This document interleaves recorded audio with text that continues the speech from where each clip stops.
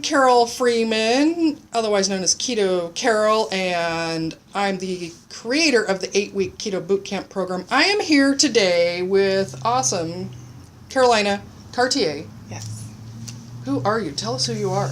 The short version. Yeah. I'm from the Seattle area, and I am now currently a co-founder of Inside Health Institute. Okay. And our goal is to provide affordably feasible holistic healthcare for chronic illnesses. That is an awesome mission statement, goal. Yes. Yeah, so we just got an office and we're starting next month. We have Dr. Bowen, who is a naturopathic doctor, and this has been her vision. And I have an MBA, and she approached me and asked to get this going. So that's super exciting. So you are a keto success story. I am. Yeah. So first of all, some people maybe know you online for your fantastic transformation that you've gone through already. Like, how much weight have you lost already? So I am at, as of today, 91 pounds. Wow. Since starting keto, and I lost about 40 before that. Okay. Just from cutting out things like McDonald's and Domino's Pizza. And so just getting up off the couch, I lost 40 pounds. And then I learned about keto, and that's when things really got going. Wow. Okay, so I'm going to ask you in a minute what it feels like, because you're losing 130 pounds, like that has to feel dramatically different, but I'll ask that in a minute. But first I want to know, how did you even discover keto? Everybody's story is unique and different, so how did it... So I guess it's somewhat unique in that I was going to Dr. Bowen, the naturopath, and I went to her and said, I'm just really feeling not well. Like, I'm starting to feel angry, and I'm so tired and hungry, just constantly hungry. And it was just getting worse. I wasn't really getting better. And so we discussed some things, and then she put in for me to go on to disability. Okay. And she said, I'm just going to apply, see if we can get you a month even. I just want you to take some time off and heal. And I was working in finance, so it was long hours, and she thought maybe just a vacation or something would help. And so we started looking at my labs, and she actually thought, because I have a history of endocrine disorders, and the most recent one I had was PCOS, which I know is very, very common, and I had that in total for 16 years. Okay. So I was diagnosed when I was 13 years old. Oh, wow. It's much more common for women to find out in their 20s when they try to start to conceive. Yeah. But I was at 13, so when I found out. So she prescribes HCG, which people know as just a weight loss drug, and you eat nothing and then you lose a bunch of weight. But there is a lot of research behind it for helping with the pituitary disorders and other endocrine problems in varying doses, and so it is used therapeutically as well.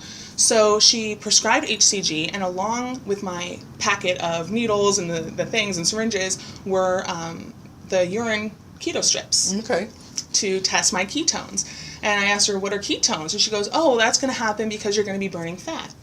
And that is what started me down the rabbit hole. Okay. And I said, are you still falling? Yeah, no, there's always more to learn and always more to read about and find out. And there's always crazy tips that you find. But I'm pretty well cemented now in keto. But when I went down the rabbit hole of like, hey, what are ketones? And then I started realizing that this could be a permanent way of living, a permanent way to eat. And after that first thing of HCG, the first round, it was 23 days. I felt amazing. Just being on that and being on the diet of no sugar, no carb that goes along with it, I had more energy than I had ever had, and I lost, I think, 30 pounds with that, even before I went keto regularly, maybe. I can't even remember now what my highest weight was. Okay. It was, around 400. Okay. Or close to it. So, and then it didn't some does creep back, like once you start to eat again. So, but anyway, so that's how I got introduced, and I was really thankful for that. And HCG gets a bad rap, but what I learned from that was that the whole point was to get into ketosis. And then I went from there and started listening to all the experts on the ketogenic diet and what that can do. And now I basically am on HCG all the time as far as I'm always using ketones, I'm always using fat. So. Yeah. Well, and one of the big advantages of just following ketogenic diet, a well-formulated ketogenic diet, is that's sustainable for your whole life, whereas HCG, typically they do it in like 6-week rounds, right? And they say you can't stay on that long term, whereas this is actually just as effective, but you can live this way forever. So you're taking a growth hormone. The actual diet you're supposed to follow is only 500 calories, and I was really hungry on that. Like, they don't have you eat any fat, but it's a whole different formula. But you're trying to induce ketosis, but I think in a much more difficult way than just eating a bunch, eating bacon and eggs. Like, that's easier, a much easier way to get into ketosis. And like you said, it's sustainable. You can live it every day. And so I just transitioned once I learned that a ketone existed. Then I just kind of went off on my own. And she's been very supportive, and now we're planning to use that at Inside Health Institute for people who need that, which I'm hoping will be many people. So. Yeah. Oh gosh, yes. Well, okay. So tell us about what the institute is. Like, what's it going to be? Oh yeah. So, if I can remember off the top of my head, I don't know our pitch, but we basically have a 5-phase launch. So the overall plan, again, is to provide that holistic healthcare for preventable diseases. And preventable diseases or chronic illnesses are, according to the World Health Organization, are the #1 threat to all people globally. So they've surpassed infectious disease. So, especially when you think of heart disease and diabetes, those two alone, I mean, are taking so many people from us. So we will be using dietary changes as the first line therapy. And Dr. Bowen will be, running their lab work, investigating what's there, seeing what's safe, and she has a couple of different diet protocols. But our first phase that we're starting with is digestive health, which is really important. And a lot of people, if they're on gluten or something, it's just eliminating that through any diet can help a lot. But we're going to be offering SIBO testing, which is small intestinal bacteria overgrowth. And so if you eat something, or it could be every day or every so often, and you have intense abdominal pain or bloating or bathroom issues, there's a good chance that you have SIBO or some other related illness. So it's digestive health, and then we have mind-body wellness with a therapist that we have. Then we're doing an endocrine version, or endocrine/metabolic, cardiovascular, and immune health. So those are kind of the 5 phases, and then they'll all kind of combine over time as we launch them to hopefully address all chronic illnesses that are out there. So as we grow, bringing in more practitioners. And, Dr. Bowen's a naturopath. We have an acupuncturist as well. We have a therapist. I will be there. I have an FDN, Functional Diagnostic Nutrition. And I'm hoping to apply for a PhD in nutritional science this December. So we'll see if the university, if UW accepts me, then I'll be doing that. And then we hope to bring in other practitioners, more naturopaths, even MDs who are open-minded to dietary changes, and just building up the practice until we really are a full-fledged institute and are able to approach chronic illnesses from a state of there's an imbalance here. Let's try to fix the underlying imbalance instead of prescribing a pill where we might get rid of some of those symptoms, but you're still not going to feel so great. So that's the overall plan. Well, and so part of your model is affordability. So is it going to be insurance-based, or how does the affordability We are not. come in? So technically we're registered as a nonprofit organization. And we're using a fee-for-service model. So how that works is we have an aggressive sliding scale. And then those who can't afford to pay full price, then they pay the normal rate. We do not accept insurance, but we offer the coded bill, which is starting to be the new model in holistic healthcare. Just the way insurance works and what they'll reimburse. So if you pay up front, then we give you a bill that you send to the insurance. They'll pay the patient more, usually, than they would pay the physician. So that's kind of becoming a trend in holistic healthcare. So we don't accept insurance, but then those who think they would qualify for a discount, which it goes all the way down to just a nominal fee, I think of $40 for any service, then they can apply, and then it's a sliding scale based upon income and number of household people and all of that kind of stuff. And then you can get a new rate. And so we pay for that by one, using a portion of our paying clients' funds to help with the charity care, the discounted care, and then we also have donations coming in which help with that. And what's nice with that model is that when we have people who can pay, that helps us pay all the overhead. So we're not using any donations to pay the rent. We're not using donations for the Wi-Fi. We're using money that was paid for by patients who still came in. So that's really fantastic, because so many, naturopathic care and the model that you have is really important in transforming health. But for a lot of people, if they don't have insurance, or if their insurance doesn't cover that, then it's out of reach for them. And I remember even myself recovering from my car accident and having that gap where I didn't have any insurance, I wasn't working, I didn't have any money, and there wasn't a place that I could go that would adjust the fee. It was either like, oh, pay me $1,700 up front, but I think I can really help you, or you know, good luck and just wait till you get insurance. So and that's a beautiful thing that you're I went providing. to a place in downtown Seattle to a naturopath, and she was fantastic, but my jaw hit the floor when my bill was $320. Yeah, and that's just for one appointment. That's a standard initial Exactly, appointment. and Dr. Bowen's fees are already well below that, and then we're going to have the sliding scale as well. So even for those who have funds available and have insurance that they can send the bill to, it's still a reduced price from there. And so it's the idea that, you know, let's see what someone well versed in various nutritional therapies can do. You know, let's see if there's some deficiency. Can we build that up first before we immediately go to, you know, surgery or a pharmaceutical drug? If that's, you know, we want to avoid that long-term situation and get you to healthy so that you're no longer needing care, right? And they say that a naturopath's job is to see how many medications they can get you off of, so you're not on those anymore. So that's the plan. Yeah, and it happens when you address that underlying cause of what's going on. Yeah. Well, I applaud your work and your passion, and the partnerships that you're forming there sound really important. So I look forward to hearing more about what happens there. And we will link below how people get in touch with you. So are you accepting patient clients yet, or? We will be. So Dr. Bowen her current practice is Bothell Natural Health. Okay. So you can contact her through that. Okay. We just found a new office, and we're moving in September, so a couple of weeks. Okay. Or I think we're moving in 2 weeks, and then we'll be open September. Okay. But we do have the Inside Health Institute has its website, which is insidehealthinstitute.org, which you can link to. Yeah. But currently, if you'd like to see Dr. Bowen before we start transitioning, she's at Bothell Natural Health. Okay. And so she's always accepting patients, and she's fantastic. I mean, she turned everything around for me. Yeah, that's wonderful. All right. Well, now I want to go back to this amazing transformation, this weight loss that you've had. Did you ever think that you would be, you know, a walking inspiration for people out there? And like, no.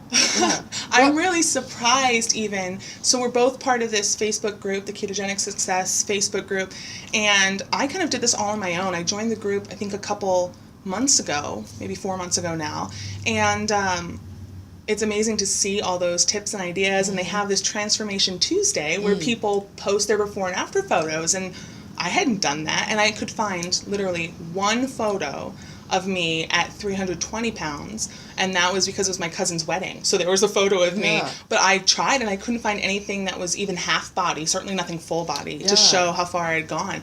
But so I took that photo, and then I took a new one, and I was really surprised, at what the change looks like. And so I posted it, and I did one just the other day because I hit a new milestone. So that's when I hit 90 pounds down, and everyone's so supportive, and they say you're an inspiration, and I'm going, I am? Really? I mean, I was so overweight. I was so unhealthy. Don't aspire to that. But it's saying, look how far you can turn things around, and you know how far you've come. And it's really good. So I wish I'd been part of the group before, because that would have helped me get to my goal a bit better. But yeah, I did not expect it, but I'm glad I am. I'm glad to be where I am now, for sure. Yeah. Well, so share with us, what was your early years like? Where did this... is it, you know, is everybody in your family a large person, or what is your history? Yeah, well, so it was just me and my mom. Okay. And she was very overweight. So she was actually an RN, a registered nurse. Okay. And she had me later in life when she was 41. And she had been very overweight her whole life. So I'm 6 feet tall. My mother is 5'3". Oh, wow. She's really short. Oh. And I get my height from my dad. Okay. And she had just been very overweight her whole life. And then when I was, I think, 12, she hurt her back on the job. And she ended up having surgery, but I think in large part due to her size and her weight, she had a really hard time healing. Okay. And it was an injury to one of the discs, and you know how that goes. So she's been overweight her whole life. She did have, I think, a weight loss surgery at one point, which I don't know if it went really well. It's just been, she struggled with that forever. And a big part of our life was, let's go to Little Caesars and let's go get the pizza and the ice cream. And it was very much like that, which is common. It's normal. Like, hey, it's Friday. Let's go get some pizza. And so everything was around that. I say I'm 6 feet tall. I stopped growing when I was 12 years old. Okay. So go even further back, I had my first medical diagnosis, endocrine disorder, when I was 5 years old. Oh. I was diagnosed with precocious puberty. Okay. And we're learning now that a lot of that has to do with what you're eating and what's happening. And you can be predisposed. But when I was 5 years old, I was 4'7". Okay. They thought I had giantism. It's like, what's going on? And we know now. 5 years old at 4'7". Wow. Yeah, going into kindergarten. And I bet the pictures of you back then, like you look like you're 12 years old. It's crazy, yeah. And I never got to play. I would go to McDonald's a lot with my mom, and I never got to go play in the ball pit because they said I was too big. Yeah. Oh. So, but I mean, I grew, and now we know like that was going on in large part to what I was eating and growth hormones and foods and sugar, that I ate a lot of sugar. And then when I got to 13, that's when I had the PCOS diagnosis, because puberty is supposed to happen, but it kind of didn't. And then at that point I was 6 feet tall, and thank goodness I had stopped growing. So they were no longer concerned about giantism, but I, reached my peak and then finally stopped. So we're not quite sure how much of it was an endocrine disorder that made me tall and how much of it is that my dad's 6'4". So, but yeah, so 13, I get that diagnosis, and it just went downhill from there. And I just kept gaining and gaining and gaining.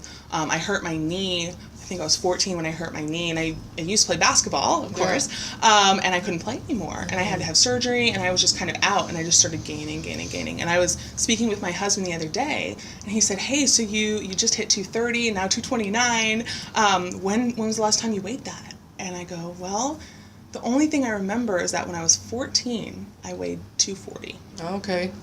So, sometime in elementary school? Wow. I don't know. Yeah, wow. And it's sad to think, and we see that all the time, but even though I was fully grown, I was still overweight. Yeah. And, we think of it as just today. I'm not that old, but, a decade ago or a little bit more ago, even 2 decades now, it was still happening to me and to other people. So, yeah, and then I had the PCOS diagnosis, and I tried metformin, which is what they put people on. They also put you on birth control pills to try to help force a cycle. Didn't have anything. I had nothing. I didn't have a cycle until I was 29 years old. Oh, wow. Okay. And that was because I started keto a couple months before that. Surprise happened, huh? Yeah. Okay. So all of a sudden, this lifelong ailment just disappeared. Yeah. Disappeared. Well, and that illustrates, it just took a couple of months on keto. So many times, the medical community looks at it as like, well, weight loss leads to these health improvements. But anybody who's gone on keto, me included, within days, my symptoms started to subside. And so it wasn't the weight loss that caused that. The weight loss is more of a side effect of all these other imbalances. So. And I say that all the time when people are wanting to do keto. They're like, hey, you lost weight. I want to do that too. Yeah. I'm like, well, I guess we'll talk about my tips later. But one of the goals is really, what is your health goal aside from weight loss? Because that's what you're trying to fix. Yes. So, and for me, I couldn't believe how quickly it subsided. I think I started in August of whatever year that was. My birthday was in October, and by December, I was having a cycle. I was like, what is this? Like, I had never had one. So other than like one or two that we tried to force with medication. So sorry guys, overshare, but PCOS is so common that it's kind of unbelievable that went through. And I was completely anovulatory, complete amenorrhea my whole life until I was 29. Wow. Well, and so many people think that PCOS it's not related to diet, and I know there's people I reach out to that like, hey, you could reverse this very, very quickly, and no, I've got my things I'm working on, and I just, this is something I have, and so hopefully this gives people hope that very quickly this could be something you don't have to worry about or be at least with that. And the second piece too is where people think, oh, it's got to happen in 4 months. So my cycle came back and my PCOS symptoms were essentially gone. Like you could run a blood work and everything was going like it's supposed to do, all of those hormones doing their thing. Except that I still had really severe insulin resistance. Yeah. And I don't even remember the number, but your goal is to be below 10, ideally below 5. I was somewhere around 70. for my blood insulin number. Well, that really, explains really a lot. Really high. And because I was eating all those heart-healthy whole grains, like I had been told to do. And I just, it was around the time I joined Ketogenic Success, got my insulin level down to 9. So barely squeaked in. Now that's 2 years in. Okay. So while I had dramatic improvements right away, we see people all the time upset that they're not having an immediate transformation. And I had immediate great things going on, but some of it just took longer. And the thing is, I was sick for the majority of my life, and it's taking time. And I'm fine with that because it's going. Some people lose 100 pounds in 9 months. It's taken me 2 years, and I still haven't hit 100. But I'm happy with where I am.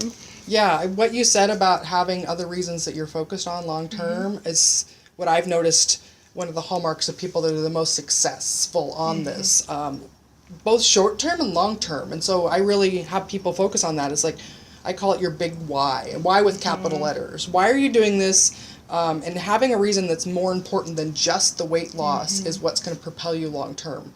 And when people go on a diet and all they care about is losing weight, it's so easy to then give into temptation and think like, well, I'll just get back on track tomorrow or next week or next year. It doesn't matter because they're only focused on the weight, which really isn't what they really want.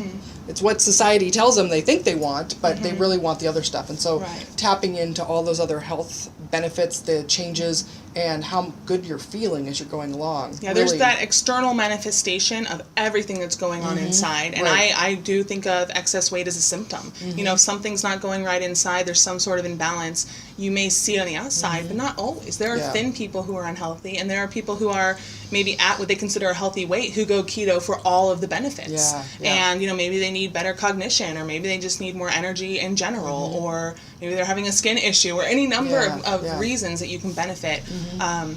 So it just takes time for the weight portion for some folks, and, pick your goal and go from there. Well, like you said, too, like the things that people are suffering with, whatever your age, it's taken decades for that to develop. And to expect in 2 weeks everything to reverse, and you've lost all the weight you want to lose, it's really unrealistic. And you're putting too much pressure on your body to transform in 2 weeks. So I'm sure that, we've talked before, a frustration of people like, my weight, I haven't lost any weight in 2 weeks. Like, what's wrong with me? What am I doing wrong? Well, and you try to be helpful. We're talking about the Facebook group, and I'm learning, and I'm kind of using it too as I'm going to be coaching people later in person, and I'm really curious about what are the struggles that everyone's hitting, because honestly, once you've been doing something for a couple of years, it's just habit. I don't have to think about getting a burger without the bun. I'm not concerned about going out to a restaurant and, what am I going to eat? Because there is always some way to modify something. And so I try to remember what it's like when I was starting out and how difficult and frustrating it was, and try to coach or help as much as I can in that group, just because I've been there and I want to help. If I can reduce their struggle a little bit. But yes, we see a lot of people very upset that they don't have that 1 week, 2 week, 50-pound weight loss that they were hoping that would happen. But it's still a normal process. And once you start researching and you get more knowledge, you'll understand what's happening and why it takes time. Well, and so I want to ask another question too about, losing, it sounds like at this point, about 130 pounds. And then not until you saw your before and after photos did you really even feel that difference. And that is such a common thing that people experience, is because the change is gradual, you're living it, and you don't really see the change because you're looking at yourself in the mirror every day. And so you feel like the same person. So walk me through a little bit of that, what it felt like to see that difference and what it really feels like to be you. Well, we're so hard on ourselves. We really are. And last year I remember, poking my belly and going like, oh, look, it's fat, and squeezing it, and I need to lose weight, right? And just every negative thought instead of all the positive thoughts about all the amazing changes that have happened. So as you're living it day to day, you're thinking, I'm never going to get there. It's like the goal is to be absolutely perfect and be a cover model. That's not realistic, right? The goal is all of the little improvements that I've made. And so people will joke that they go, when they go clothes shopping, they'll buy a bigger size if they don't try it on, because they're like, well, that's my size. I'm a 3X. That's my size. And then you go and you put it on, you're swimming in it. You're like, I didn't even realize that I shrunk that much. So really seeing the change and finally having photos and finally liking to be in photos is pretty amazing. I mean, I don't know what to say other than I surprised myself, and I think anyone can, and it's just shocking because oftentimes, we'll use that photo and it'll be that negative shock of, I didn't realize I was so big. Mm-hmm. And now, even though I'm not at, my perfect 23% body fat, and I'm a little bit above that still, it doesn't concern me because now my comparison is where I was instead of what I'm supposed to be, whoever I've given the power to decide that for me. Right. So it's been amazing and exciting, and it makes you want to go more. Like you said, I don't get derailed at a birthday party where I'm like, oh, there's cake. Maybe I should smell it. That was always my thing. I'll smell it. I'll just get close. Maybe if someone gets on my nose, I can lick that. Okay. It doesn't faze me anymore because now my goal is health. And so I see something and I know right away, is that going to contribute to my goal of health or not? And I'm no longer tempted. And, sugar is addictive, and I was absolutely there. But over time, you start realizing it's not worth it. And then being keto helps because you're not hangry all the time. And you just start to transition to where you can survive any temptation. And I would say it's not even a temptation anymore. I'm like, come on, just try to tempt me. Just try. Because you're not going to do it. Unless it's, something smothered in butter, you're not going to be able to tempt me. So, just a totally different life. Well, and part of that is a symptom of your healing your insulin resistance as well, because when people are still having, their body is over-releasing insulin, that contributes to hunger. And it also contributes to little tiny things causing an increase in craving. So people who are very severely insulin resistant, their body constantly overreacts and creates too much insulin. So even something as little as smelling cake, I teach this to my clients all the time, is watch out. Like for some of them, going to Costco, for example, even if they eat nothing there, but seeing all the food and smelling it, their body's still in that mode of overreacting. And your brain, it anticipates. When it smells, it sees or hears food, it thinks you're going to eat it. And so it starts reacting in your body as if it's going to. And it starts releasing insulin. If your body's in the habit of always over-releasing insulin, then that's going to make you really, really hungry, and it's going to make it really hard to resist that. So now, as your body is healing and your insulin level's coming back down to a normal level, that's part of what is giving you what we call willpower back, but it's just your body is coming into alignment and getting healthy. And it's not that I'm superhuman, it's that damage isn't forcing me or pushing me toward it anymore. And I'd say, people ask, how do you know when you're fat adapted? Well, for me, it was because all of a sudden I just wasn't hungry. I mean, that's how I take it, and that's how I knew. And what that did for me is all of a sudden I could do intermittent fasting, which I don't know if you've done a video on that, but it's basically longer periods of not eating, right? So you maybe eat for 4 to 6 hours during the day and then not the others, or maybe you don't eat one day out of the whole week, or whatever it is. And I was all of a sudden able to just not be hungry. Like, it was amazing. Like, oh God, it's 3 o'clock and I haven't eaten, and you know what? I'm not hungry. And that, I'm pretty positive, is when I started intermittent fasting by accident, but easily. I wasn't forcing anything. That's when my insulin had a big drop. And I've read about it more now, because a lot of times I learn after the fact. I just kind of go with the flow and see what happens and let the body do its thing. And I learned after the fact that that's one of the most effective ways to heal insulin resistance. So had I known, I might have tried to force it. So I'm kind of glad I just fell into it, because, this isn't a diet. You're not being tortured. You're not locked in a box where you can't have anything. So, I just let it happen. And again, it took me a long time. I know I was in ketosis, I was measuring, but was I truly adapted? I don't know. I was still hungry a lot of the time until that point. So. Well, and there's a lot of evidence, clinical evidence. For example, I know Dr. Adam Nally has shared that he has seen repeatedly that when people aren't eating high enough fat, that it doesn't heal leptin, basically leptin resistance. And so he finds that clinically that people eating enough fat is a really big key to suppressing appetite. And I know there's all this controversy out there. There's the groups that are like, no, you don't eat fat to lose fat, but in ketogenic success, like you said, that's the hallmark of that group, is that you do need to eat more fat, and that's what's going to help your appetite. come down to. At this point, after reading enough and simply just enough anecdotal stories, you do need to eat fat. And this, you know, you can argue and try to science your way around it, but I always say I go with what works. Let's look at empirical evidence, and you can try to say, well, on paper, this is what should happen. On paper, I was told to eat healthy healthy whole grains, you know, but in reality they made me sick. So in reality, you eat the fat, you feel full, you don't eat as much sugar. And now that I know more about the mechanism of ketosis and how we're switching over, and aerobic respiration and all of those things about how you're able to use fatty acids, the key, if you were to narrow it down to one thing, is that you have to deplete your source of glucose or glycogen. You cannot have any. And then once that's gone, even if you had Brussels sprouts, you'll have a little bit, but you'll burn through that glucose really fast. And then now you can use ketones. And so it has to happen that way. Right. That's the mechanism. Yeah. So I'm wondering too then, what are all of the health improvements that you've noticed, like symptom-wise? What's your list of all the... I imagine it's a long list. Yeah. So, well, everything related to PCOS. So all of my hormone labs. In PCOS, the most common way, there's a couple different types they say now, but it's where you have you basically have male hormone levels. So your testosterone is really, really high, and then your progesterone is low. And then they also call it estrogen dominance because your estrogen's sky high. And that doesn't work, and that process basically prevents ovulation with all this testosterone. And then because you don't ovulate, you don't then have a cycle.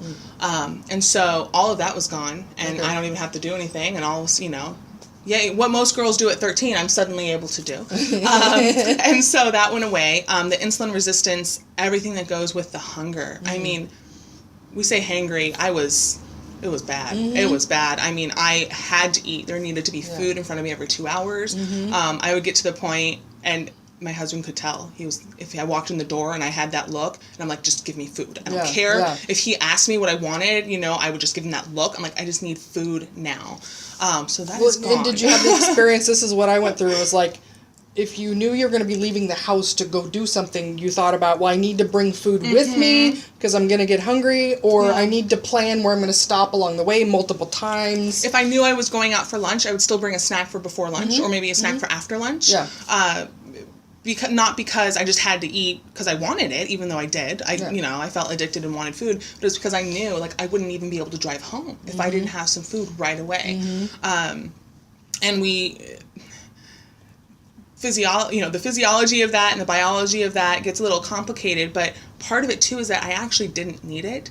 It was that high insulin making me think that I did. It's thinking you're starving. And the thing with insulin too is that the insulin and ketones kind of have this inverse relationship. So when you have insulin resistance, and a lot of people do who start keto, it makes it harder to get your ketones up. And that's part of the reason it might take a little longer. And that's okay, but that's because your pancreas is healing, your insulin levels are going down, and as that happens, keto gets easier and easier. So that went away. But then also just energy and everything related to cognition. I was in my MBA program when I was at around 320, and I felt really bad, and it was really hard. So I would work a full day with commuting. That was about 10 to 11 hours. And then I would go to class at night, and that was another 4 hours from 6 to 10 at night. And I mean, I felt like I was going to die. I barely got through. I was starving. I ate before my class, during my class, and after my class. So at 10 o'clock at night, I was eating,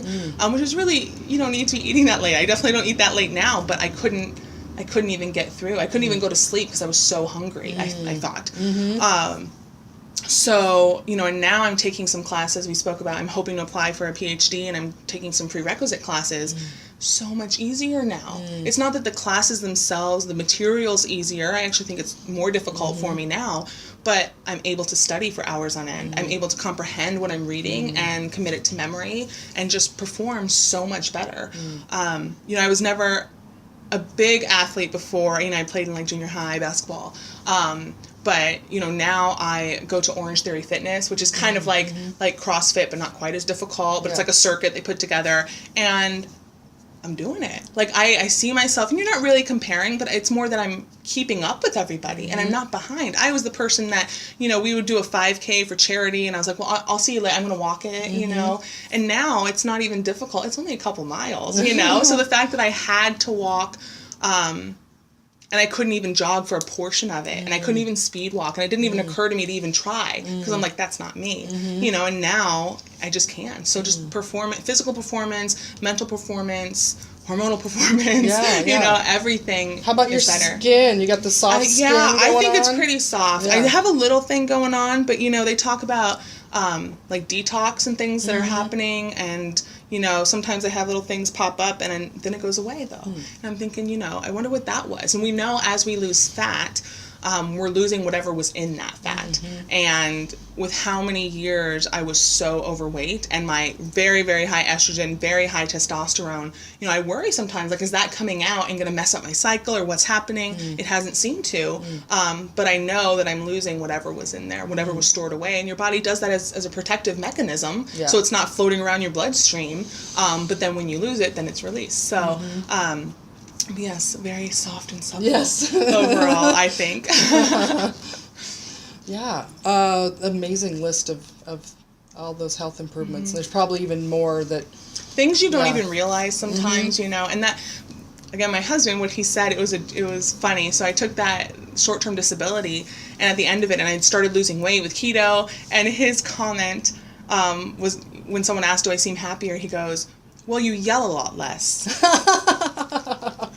And I think I was just, I blame it on the hangry monster, but I was just on edge. I was just high anxiety and frantic all the time, and I didn't quite notice that change until he said, he was like, you're calm. Yeah. You just seem happier and calm. That is something that universally I've heard, is that people don't notice in themselves because it's such a gradual change, or it's the, you know, the anxiety, the depression, the irritability. It is a gradual change that people go through, and so it's not as noticeable to them. But universally, people will say, oh yeah, my husband or wife or my friend. So it happened for me where I was hanging out with some friends after I hadn't seen them in a few months and doing keto, and they're just like, you just seem so chilled out and relaxed. And I was like, oh, yeah, I guess you're right. I hadn't even noticed the difference. The swing, there's not, the ups and downs go away, and you don't realize how much those were affecting you. Right. Yeah. Right. Fantastic. Well, so how about now we just wrap up with, well, I have one final question I'll ask you, but before that. Okay. Do you have some tips for success, like your top, I don't know how many, but some tips that you have, like, you know, what are your secrets to success? What have you seen in other people that help them be successful? Yeah. You told me you might ask that, and I tried to think in advance, and I was worried I'd draw a blank. But, so, I have a couple. Okay. I would say, and this might be a two-parter, the first is just to prepare. Okay. And that can mean a couple things. So one, preparing in the sense of know what a ketogenic diet is. Yeah. There are so many free resources out there. So there's websites like the Keto Evangelist, Rule.me, Healthful Pursuit, Jimmy Moore, Maria Emmerich, I believe, Maria Mind Body. I mean, all of these sites that have tons of written blogs. They have tons of videos like this one, like you can come and get a coach. There's also podcasts. So however it is you like to listen and learn, you can do that. There are also several really good books out there, including Keto Clarity or The Obesity Code or 10 others that you can look up best keto books, and you will find a lot. And I say that not because I don't want to answer questions online. That's not the reason. The reason is that for you to be successful, you need to set yourself up for success. So at least know what it is. You know, people will ask, hey, is honey keto? Because it's a natural sugar. What about corn? Yeah, corn, is that good? And if you had read, look, there are simple yes/no food lists if you need something that straightforward. And you just need to have an idea of what contains either sugar, like honey is a sugar, or, bananas, that they have fructose and that's a sugar. So getting prepared from that perspective where you know what the diet is, you at least have a general idea of what's provided, like, oh, eggs, bacon, and butter, I can have that for breakfast, that's easy. Or follow her Instagram and look at every single gorgeous food photo of what you can have and just kind of pick it apart and make that. It doesn't have to be complicated, but if you spend your time being lost because you haven't read anything, and I mean, watch Keto 101 video, just something to help you prepare versus butter makes your pants fall off. Another good video. Yeah. So instead of just, hey, my friend said they're on keto, what is it? And that's just going to make it, I think, difficult for you, and it's going to hinder your success, and it's going to slow you down from starting, versus, pick one day, Saturday, it's summer now, but, pick a day or an hour, and just read what you can. So I'd say prepare from that perspective. The other preparation is the mental preparation. So it's a big change. I grew up eating Little Caesars, McDonald's, Domino's, and that's what I'd always eaten. And me cooking, even in my 20s, was, what do I get from a bag from the frozen section? I'd always go to Costco and get all of the frozen goodies that were, Hot Pocket style things, or this or that. And I started pretty much, how do I boil water? Just mentally prepare for what you're about to do. You can eat out. You're going to find it much easier, honestly, just to cook your own foods, even if they're simple foods, but just preparing that you're going to be making a big change. So if that means to you that you need a support system, do you need a Facebook group? Do you need your family involved? Or do you just need to go buy those books and read that? Is that how you mentally prepare? Whatever it's going to take for you to be successful, you just have to commit. And this isn't, I would say it's not a halfway kind of deal, because you won't get the results. You'll be frustrated. And like every other diet you've probably tried, you'll give up because it didn't work in 2 weeks. And now you're upset. So I would say prepare from those two sides. So just getting the material and the knowledge. And then the second is just your own, mental preparation of what you're about to dive into and do. And then I would say the other kind of really practical tip is you're going to want to know your success. So don't be like me and have one photo from your heaviest weight. There's a couple of ways you can compare your success. So 1, get a photo. 2, get measurements, because sometimes you don't see it right away, but then all of a sudden your waist is 3 inches smaller. So just get, the little $1 sewing tape measure thing and measure yourself. I recommend a bigger one, because for me, my hips when I started were bigger than what mine was a long one. It was like a 6 foot one, and I'm the yellow one. I don't know. There's different ones. But whatever, it's gonna check the length on it. But get a tape measure and measure yourself. And then the other one is to get blood work. I highly recommend it. And what I would say for blood work in general, cholesterol, including a particle size test for your LDL, and you can go look up what that is. But in my opinion, and in the opinion of my other doctor, Dr. Bowen, and many people, you cannot interpret your LDL cholesterol without a particle size test. So read about that, know about it. So get that. Also include your insulin levels. So people say, I know my fasting glucose. But in my case, my fasting glucose was always fine. My insulin was scary high. So I would suggest getting that. And also hormone levels, male and female, wherever you are, because men have ideal levels and women have ideal levels. So I would suggest getting those. And again, that's going to help you be successful, because every time you measure, however you're measuring, whether it's blood levels or waist or pictures or whatever, you're going to get that boost of, hey, look how far I've come. And I wish I had done more of that. And I would say, I guess my last one is just to start. There's a quote, I have it as the backdrop on my Facebook page, and it says, and I don't know who said it, but it said, a year from now, you'll wish you had started today. And I love that, because it's true. You can say, Monday, right? The diet starts Monday. Well, this isn't a diet. It's every day. If you're going to go out, it's Friday night. I don't know when this will get posted, but whatever day you're watching it, if you're going out to dinner with friends, let's make it a keto meal. There's no reason you can't start now. It's not, it's not like if you don't go 0 to 100, you aren't going to make it, but you commit, and every time that you're eating, you're trying your best to make it as keto as you can. And I wasn't perfect from the start. It was a learning curve, and when I started a couple years ago, some of the books like Obesity Code wasn't out yet. So it's just a learning process, and don't beat yourself up if you make a mistake, or if you accidentally get sugar bombed and you didn't mean to, it happens. Just start and do your best, and look at your measurements and look at those successes. Don't sit there and poke your belly like I did, like, I still need to lose. Because you know what, my belly used to be this big and now it's this big. So that's a big deal.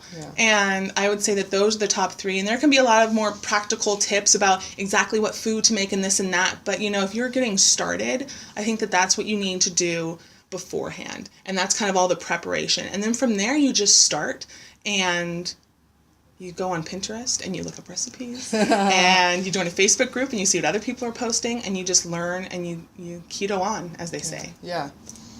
That is all so fantastic. Like, fantastic tips, really good advice, wise words from somebody who's walked the walk for a very long time.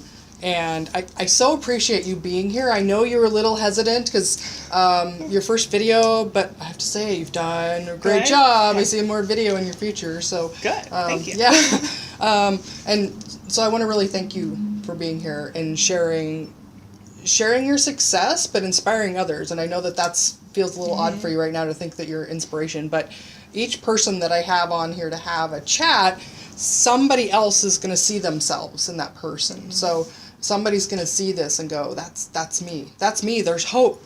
Yeah. If that happened for her, then that can help me. And that's what I think about my PCOS was so far gone. Yeah. I mean, I literally had 0 progesterone for years. 0. Couldn't even be measured. And a couple months in, it turned around. Yeah. So if something that severe can be turned around, if you have PCOS, I know that it can be turned around. Yeah, yeah. All right, well, my final question. If you knew it was your last day on Earth, what would be your last meal? Oh, that's so bad. But I don't know. I stole this from, I think it was on a Bulletproof podcast I heard. Man, so I wish I knew. It probably wouldn't be anything too exciting. So I love cheese, and some people give up dairy. I haven't had an issue with it, but I love all things cheese. Okay. So it would be very cheese heavy. There's a dish I haven't tried, but I really, really want to try called raclette, which is like a huge pile of melted cheese. They normally do it over potatoes, so I'll do it over broccoli. Okay. And it's just basically, the raclette is a type of cheese, and they melt it with this big hot iron thing, and then you get this glob of cheese on there. Oh. I'm thinking something like that. Okay. And the thing is, I haven't had it.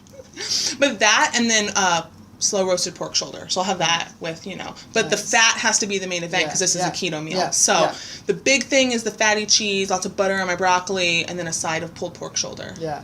That sounds fantastic. Make me hungry. Yeah. You know what I love about this question is that everybody who's keto that I ask this question to, like, people think of like, oh, they're going to say like some high carby thing or something, but people know how good they feel. Yeah. Like the food tastes so good and is so satisfying. Like, why would you want to ruin your last day? I don't even think about it. I don't even think about wanting or things I can't have because there's so much you can have. Yeah. So why would you give up the best tasting food just to have a little potato? A big giant pile of cheese. Yeah.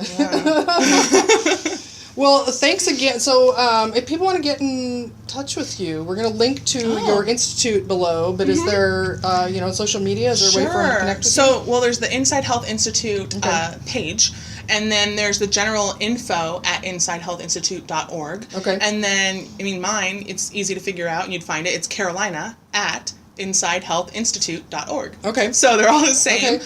If you want to email me directly, or if you just want info, Dr. Bowen will get the one from info, or I can forward things on. So if you're interested in what we're doing, or if you're interested in donating to holistic healthcare, feel free to send me an email. I'm happy to tell you more about what we're doing.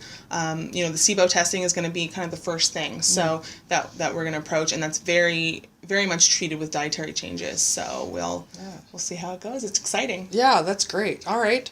Well, thank you so much for being here. And that's all for now. So we'll see you soon. Thanks for watching. Oh, hey, if you like this video, give us a thumbs up and subscribe if you want to see more.